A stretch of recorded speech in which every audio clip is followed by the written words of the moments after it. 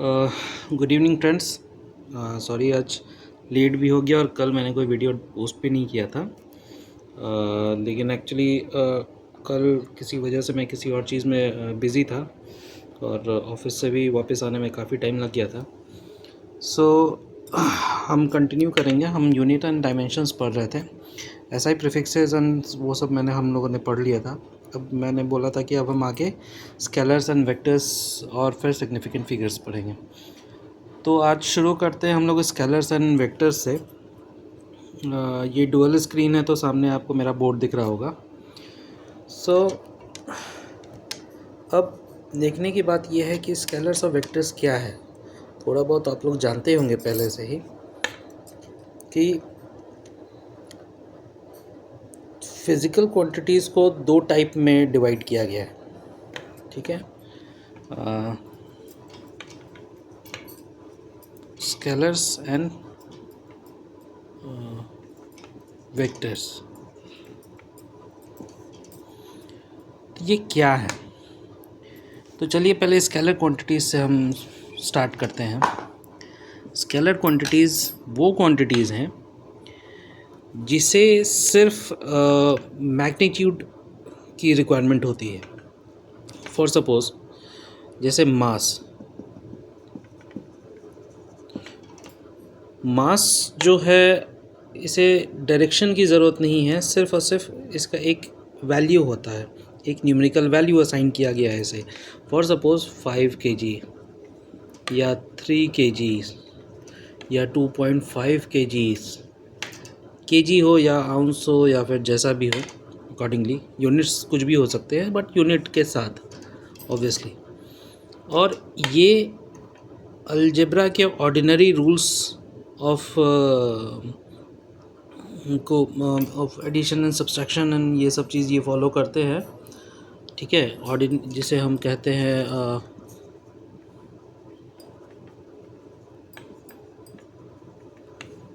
Ordinary rules of algebra. जैसे अगर addition है तो ऑब्वियसली दो ऐसे स्केलर्स का ही एडिशन हो सकता है जिनका यूनिट सेम हो। जैसे 5 kg प्लस 3 kg 8 kg, ये नॉर्मली यही स्केलर क्वांटिटीज़ है। अब अगर हम मास को छोड़े, अब हम कुछ और फिज़िक्स टाइप में लेते हैं। और suppose speed.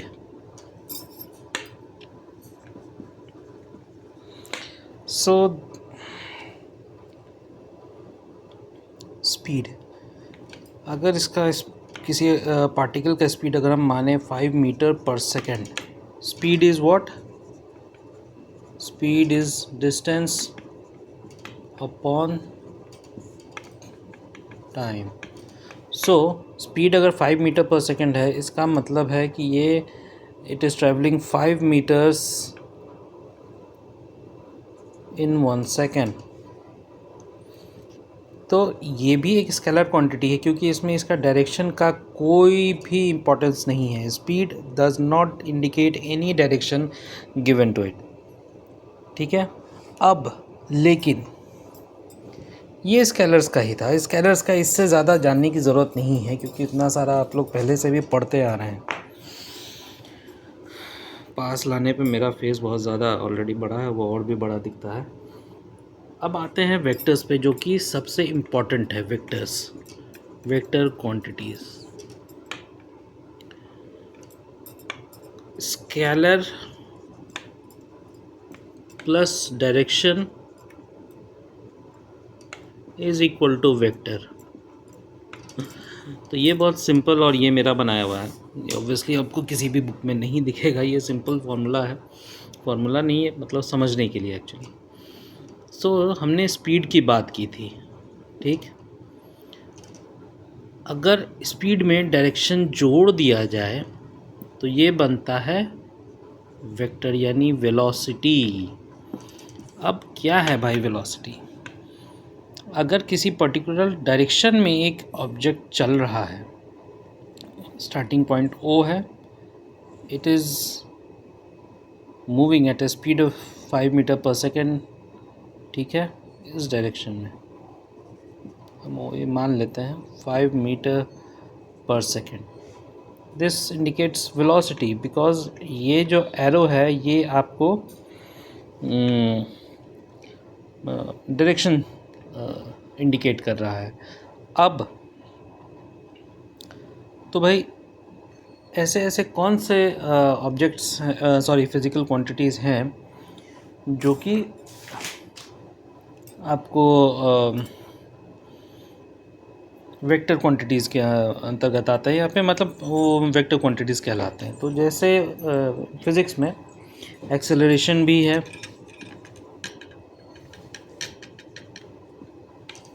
Sorry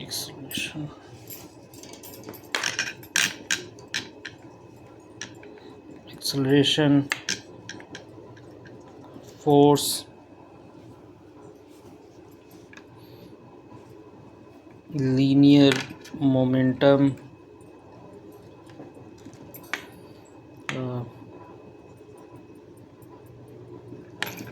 electric field,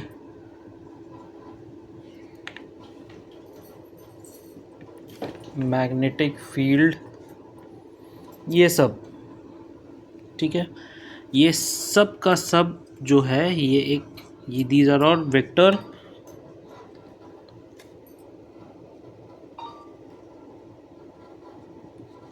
quantities. अब वेक्टर क्वांटिटीज तो ये है, ठीक है। तो चलिए, अब आपने वेक्टर्स तो समझा, एक थोड़ा बहुत अच्छा आपको ये मिल तो गया ही होगा। तो अब हम ये समझते हैं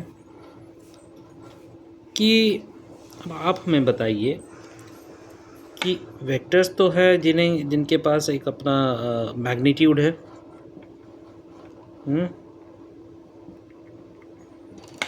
और डायरेक्शन है, ओके। तो इसका मतलब आप बताइए, ये क्वेश्चन है आपके लिए कि क्या इलेक्ट्रिक करंट एक वेक्टर है, यस और नो, ठीक है। ये क्वेश्चन आपके लिए है। वैसे इस क्वेश्चन का आंसर मैं खुद अभी देने वाला हूँ, बट आई थिंक कि ये आपको जानना चाहिए। काफ़ी इंटरेस्टिंग क्वेश्चन है। क्या मैं आपको अभी दे दूँ इसका आंसर, या फिर नेक्स्ट वीडियो के लिए छोड़ दूँ? चलिए, मैं दे ही देता हूँ। ऑब्वियसली करंट के पास मैग्नीट्यूड भी है, डायरेक्शन भी है, किसी एक पर्टिकुलर डायरेक्शन में ही फ्लो करता है, लेकिन ये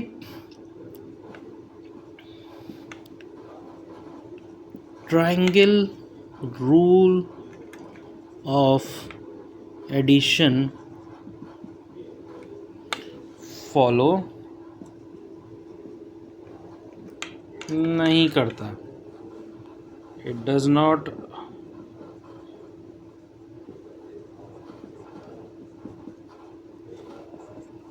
follow triangle rule of vector addition.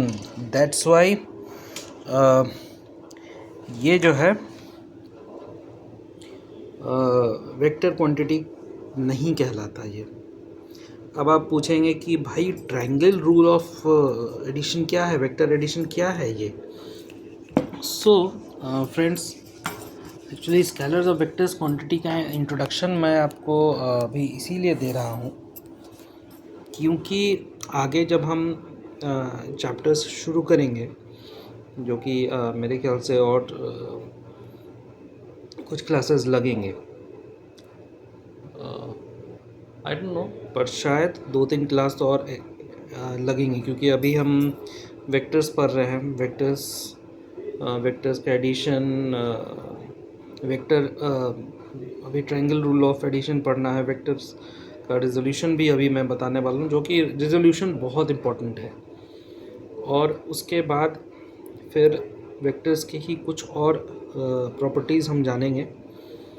उसके बाद एक चीज़ और रहेगी सिग्निफिकेंट फिगर्स बताने के पहले, दैट इज़ डिफरेंशियल कैलकुलस। वो मैं शॉर्ट में बताऊंगा, ठीक है। लेकिन वो जानना ज़रूरी है। डिफरेंशियल कैलकुलस इम्पॉर्टेंट है। अगर आप मेरे बताने के पहले अगर आप पढ़ सकें तो बहुत अच्छी बात है, आप पढ़ लें और फिर जब मैं वो बताऊंगा तो आपका ब्रशअप हो जाएगा। वैसे मैं भी बहुत ज़्यादा डिटेल में नहीं बताने वाला। कैलकुलस खुद में एक बहुत बड़ा चैप्टर है, एक बहुत बड़ा, आई मीन उस पर तो बुक्स लिखी जा चुकी हैं। शायद अभी मैं दिखा पाता आपको, बट अभी वो बुक मेरे पास नहीं है। बट जो बुक मैं अभी फॉलो करता हूँ कैलकुलस को पढ़ने के लिए, ऑब्वियसली पढ़ना पड़ता ही है, लेकिन वो है थॉमस कैलकुलस।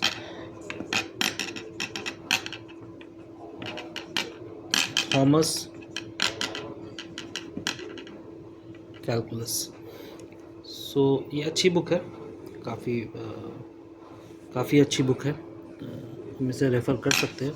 बहुत ज़्यादा ही डिटेल में है, मतलब उतने डिटेल में आपको जाने की ज़रूरत नहीं है। आपको बस इंट्रोडक्शन चाहिए कैलकुलस का, थोड़ा बहुत अंडरस्टैंडिंग चाहिए। मैंने बताया था क्योंकि फ़िज़िक्स और मैथमेटिक्स दोनों साथ चलते हैं। साथ कैसे चल रहे हैं वो मेरे ख्याल से अब आप लोग को धीरे धीरे समझ में आ रहा होगा, क्योंकि अभी तो वेक्टर शुरू हुआ है। वेक्टर का ट्रायंगल ऑफ एडिशन अभी मुझे बताना है।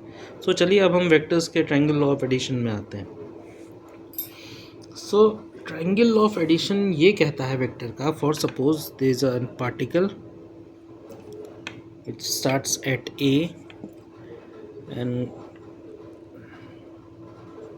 it moves in the direction of point B. From point B it goes to C. So actual displacement of A is from A, सीधा चला जाए भाई, A to C. So ये जो है वेक्टर ट्रायंगल ऑफ एडिशन ये कहता है इस, अच्छा, वेक्टर्स का जो magnitude, for suppose point A B, कोई भी वेक्टर है अगर वो जैसे ए टू बी है, ये ए बी है, ए बी वेक्टर है, ए बी वेक्टर है, इसे वेक्टर का साइन ये होता है, इसे शो करते हैं। तो अगर हम इसे magnitude, for suppose A B का जो लेंथ है वो ए है, तो ए वेक्टर, दिस इज़, ये इसका नोटेशन है, इसका बी नोटेशन है। फॉर सपोज बी इसका लेंथ है एंड ये जो एरो है वो वेक्टर यानी उसके डायरेक्शन को इंडिकेट करता है। डायरेक्शन एक्चुअल डायरेक्शन नहीं है, बट ऐसे हम देते हैं कि हाँ this quantity has an direction, यानी ऑब्जेक्ट जो है यहाँ से यहाँ जा रहा है। तो जो एक्चुअल डिस्प्लेसमेंट है वो ए टू सी है। और वेक्टर लॉ ऑफ एडिशन ये कहता है कि this is C, so A C vector is equal to A B plus B C, यानी कि C vector is equal to A vector plus B vector. This is, मेरे ख्याल से आप लोग को दिखना चाहिए, ये है आपका ट्रायंगल लॉ ऑफ एडिशन। ठीक है, मैं नीचे लिख देता हूँ ट्रायंगल लॉ नहीं, sorry, rule of addition.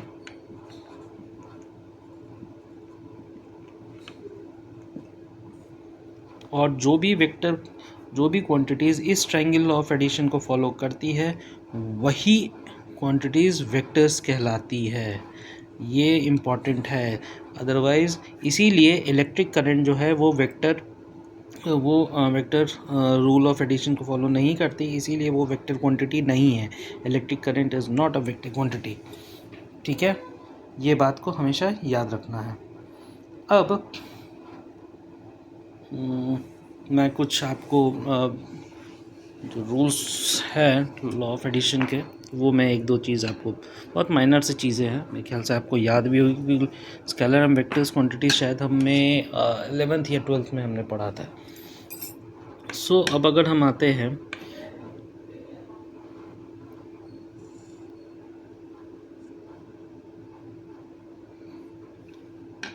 A to B and this is C, direction, this direction. अब हम इसे पीछे एक्सटेंड करते हैं, same magnitude, this is A, this is B, this is C, ठीक है, and this is C dash.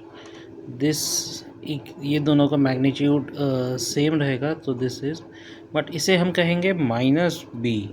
Minus B इसीलिए क्योंकि इसका डायरेक्शन ये है और इसका डायरेक्शन जस्ट ऑपोजिट है।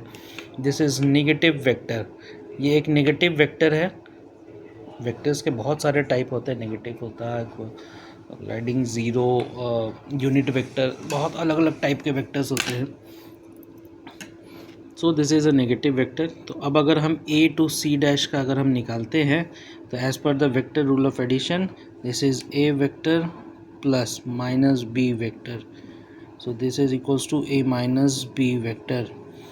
तो सी का जस्ट ऑपोजिट अगर हम कोई पॉइंट ले लेते हैं तो this is the difference of दो बोथ दिस वेक्टर। तो अगर ये एक ट्रायंगल है और इसका ऑपोजिट ही अगर हम लेते हैं उसी सेम मैग्नीट्यूड वैल्यू में और नेगेटिव डायरेक्शन में, तो जो ये डिस्टेंस रहेगा that is along with the vector direction, this is a minus b vector। ठीक है, एक ट्रायंगल ऑफ एडिशन का मैंने बस एक एग्जांपल दिया किस हिसाब से कैसे ये चलता है। तो वेक्टर का एडिशन हम सब्सट्रैक्शन भी इसी टाइप से होता है। अब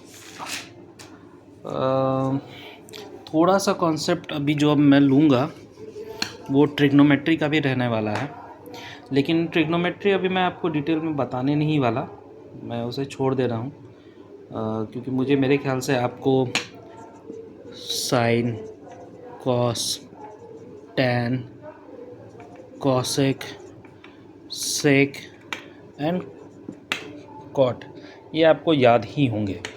ठीक है,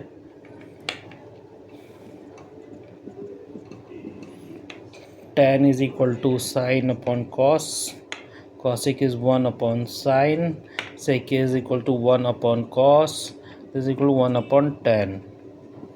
ठीक है, अब साइन और कॉस का आप जान लीजिए कि मैं आपको बस एग्जांपल दे दूँ।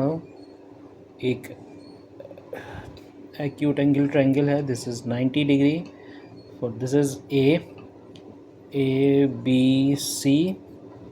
तो साइन इज़ इक्वल टू जो ए एंगल है उसके ऑपोजिट जो साइड होता है उस that and this hypotenuse, so this is B C upon A C and this is जब कॉस ए आएगा this is equals to A B upon A C, A B upon A C. तो ये चीज़ थोड़ा सा आप ध्यान रखेंगे। बाकी एक्चुअली ये सिर्फ एक्यूट एंगल्स के लिए मैंने अभी लिखा है, but trigonometry obviously extends to non acute angle और ऑब्ट्यूज एंगल्स ऑल्सो। ठीक है, सो अब ये तो आप ध्यान में आपके है और रहना भी चाहिए। सो अब हम वेक्टर को कंटिन्यू करते हैं। Suppose point A, this is point B. अब अगर हम पॉइंट ए से बी गए, बी से सी, ए बी सी, अब हम एक पैरेललोग्राम बनाएंगे। So this and this. So हम जानते हैं as per the triangle of addition, triangle rule of addition, यहाँ से लेके सी तक का जो डिस्टेंस है that this is a vector b vector, this is a plus b vector। Now parallelogram है तो ये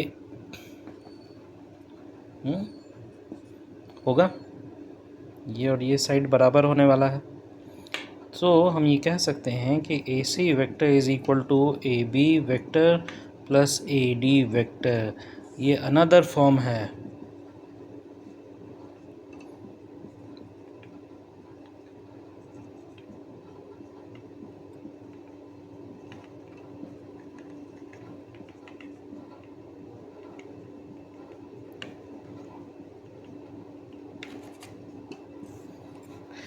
another form of triangle rule of vector addition. काफ़ी रात हो चुकी है अभी एक्चुअली इस वीडियो को रिकॉर्ड करने के टाइम पे मैं अगर आपको दिखा सकूं, वैसे थोड़ा बहुत आपको मेरे रूम का भी हुलिया दिख जाएगा, बट अगर मैं ये दिखाऊं तो टाइमिंग आपको पता नहीं चल पा रही। खैर एनीवेज, सो वेक्टर एडिशन में अब हम जान गए हैं। सो फॉर सपोज अब हम इसे थोड़ा सा फिगर को मैं बस और अच्छे से बना दे रहा हूँ। दिस इज ए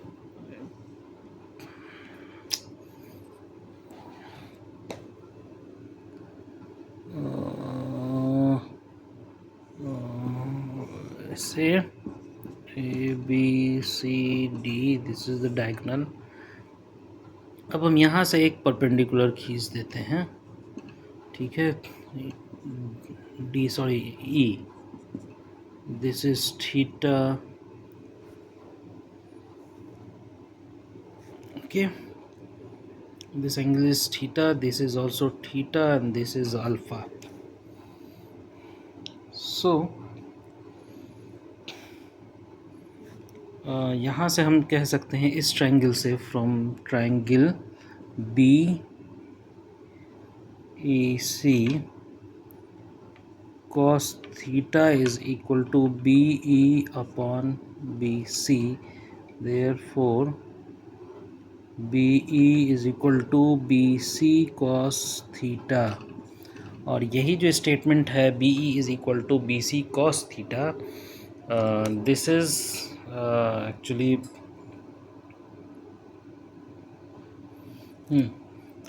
यही रिजोल्यूशन ऑफ वेक्टर्स भी कहलाता है, जो कि मैं जस्ट अभी थोड़ी देर में आपको एक्सप्लेन करूँगा।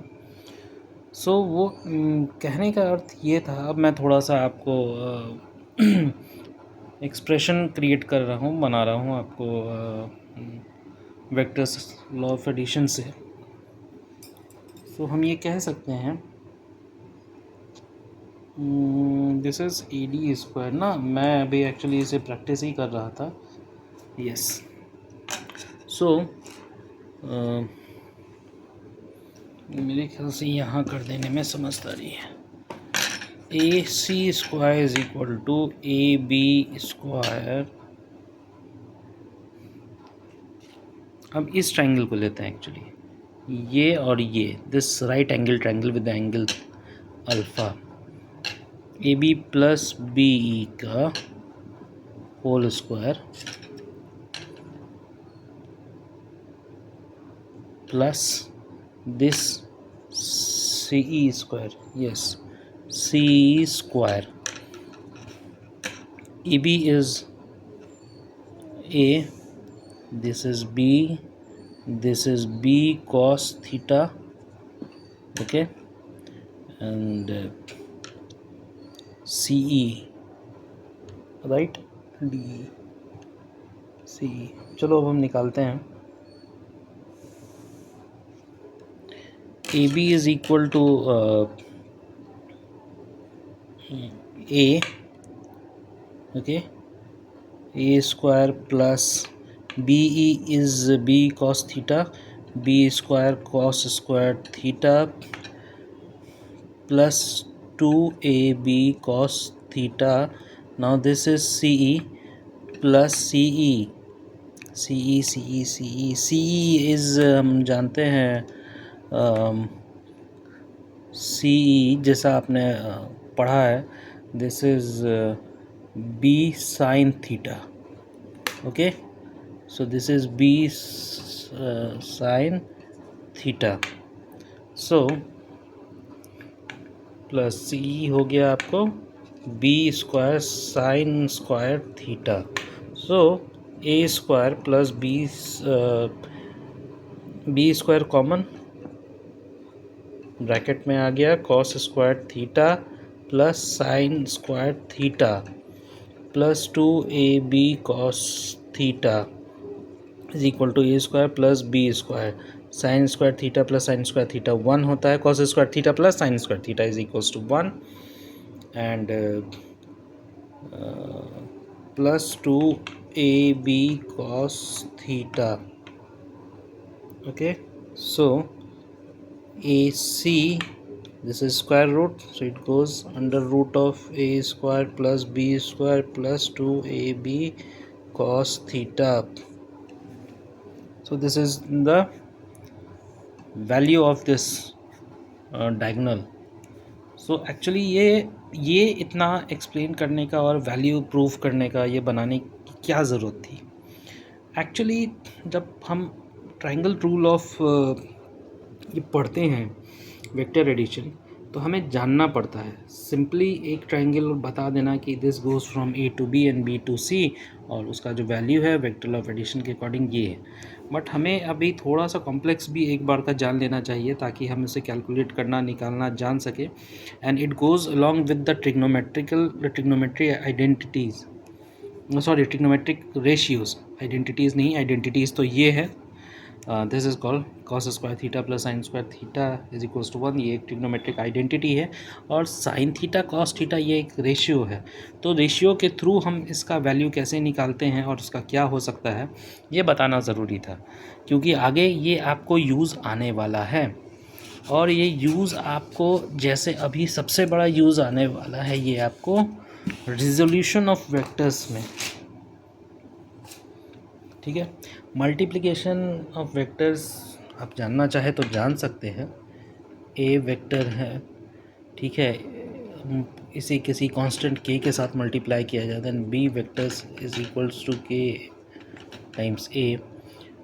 -1 के साथ अगर कोई वेक्टर को -1 के साथ मल्टीप्लाई किया जाता है तो उसका डायरेक्शन चेंज हो जाता है, वो एक नेगेटिव नेगेटिव वेक्टर भी वेक्टर बन जाता है वो, ठीक है। यूनिट वेक्टर आप जान गए कि इसका वैल्यू अगर 1 हो, मैग्नीट्यूड 1 हो और डायरेक्शन तो खैर कुछ भी हो सकता है, तो वो यूनिट वेक्टर होता है। नल वेक्टर भी होता है जिसका मैग्नीट्यूड कुछ ना हो। खैर एनीवेज, ये तो वेक्टर मल्टीप्लिकेशन का था।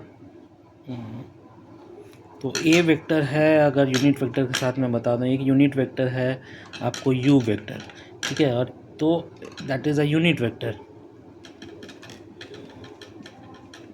देन ए को हम ये लिख सकते हैं ए जिसका मैग्नीट्यूड है टाइम्स यू। सो ये सब मल्टीप्लिकेशन ऑफ वेक्टर्स है, बहुत सिंपल है, आप इसे देख करके सीख भी सकते हैं, कोई ख़ास बड़ी बात नहीं। बट अभी जो इम्पोर्टेंट जो मैं बताने वाला हूँ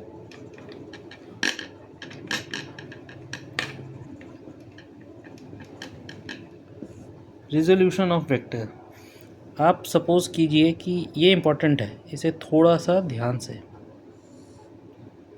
ठीक है। ओरिजिन ये है आपका एक्स एक्सिस, ये है आपका Y axis. So this is a point A, O A है ये आपका ए वेक्टर। यहाँ से हम एक परपेंडिकुलर खींचेंगे एक्स एक्सिस पे और एक यहाँ से एक परपेंडिकुलर खींचेंगे वाई एक्सिस पे। This is B, this is C, this is angle alpha, this is angle beta. मैं फिर से आपको एक कॉन्सेप्ट क्लियर कर दूं कि जब भी एक एक्यूट एंगल होता है, एक्यूट एंगल यानी जिसका एंगल 90 डिग्री से कम हो, ये 90 डिग्री है, तो इस थीटा के लिए cos theta is equal to A B C, this is A B by A C, मैंने उस समय पे बताया था। Sine theta is equals to B C upon A C, ध्यान रखिएगा। तो ये जो हो जाएगा अब ये मैंने लिखा। अब triangle rule of vector addition क्या कहता है कि O A vector is equals to O B vector plus O C vector. मैंने आपको थोड़ी देर पहले वो पैरेललोग्राम के थ्रू मैंने आपको बताया ही था कि जो डायगोनल है दिस इज़, आप इसे एक्सिस मान सकते हैं, एक्स एक्सिस गया, this O A is equal to O A B C D हमने पढ़ा था। तो A B and B C गया, ट्रायंगल वेक्टर एडिशन का सिंपल ये है। बट अगर यही पैरेललोग्राम में खींच देते हैं तो ये साइड प्लस ये साइड का जो वेक्टर एडिशन है this is equals to the diagonal of this parallelogram and it is another form of triangle rule of vector addition. तो उस सेम चीज़ यहाँ पे है। तो O A equals to O B plus O C. अब आप में से कुछ ही लोग ये कहेंगे कि ये पैरेललोग्राम है, 90 डिग्री नहीं है, बट नहीं, मैंने आपको बताया है ये वेक्टर मतलब मैग्नीट्यूड प्लस डायरेक्शन कुछ भी हो सकता है। It could be 90 degree, it could be 45 degree, it could be 30 degree, 60 degree, whatever it is.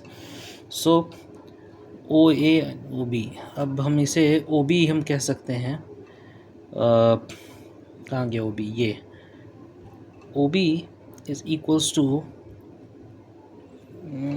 कौन सा वैल्यू ले लें इसका आपको समझाने के लिए। हाँ, दिस इज़ ए। अब हम इसे ओ बी को रिजॉल्व करेंगे।